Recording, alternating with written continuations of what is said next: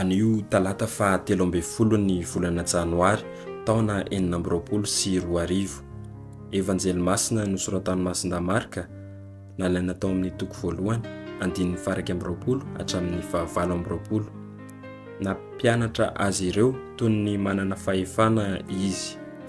Indray sabata raha tonga tao an-tanànan'i Kafarnaôma i Jesoa sy ireo nanara-dia azy dia niditra tao amin'ny sinagôga. Ary nampianatra azy ireo izy dia Gaga izy ireo tamin'ny fampianarany satria nampianatra azy toy ny manana fahefana izy fa tsy tahaka ny mpanora-dalàna. Ary tao amin'ny sinagôgany dia nisy lehilahy anankiray azon'ny fanahy maloto ary niantso mafy izy nanao hoe: "Mifampanina izay sy ianao ry Jesoa avy any Nazareto? Tonga ampahita lozanay va ianao? Fantatro raha ianao dia ilay Masin'Andriamanitra." Fa nandrahona azy i Jesoa nanao hoe mangina ary mivoa amin'io lehilahy io. Ary ny fanahy maloto nampifaniditsitona azy dia niantso tamin'ny feo mahery ka nivoaka taminy.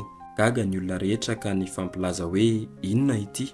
Fampianarana vaovao inona re ity?" Fa ny fanahy maloto avy no didinika manaiky azy dia niely eran'i Galile rehetra ny lazany. Izany ary ny tenin'ny Tompo dia erany eo anao ry Kristy.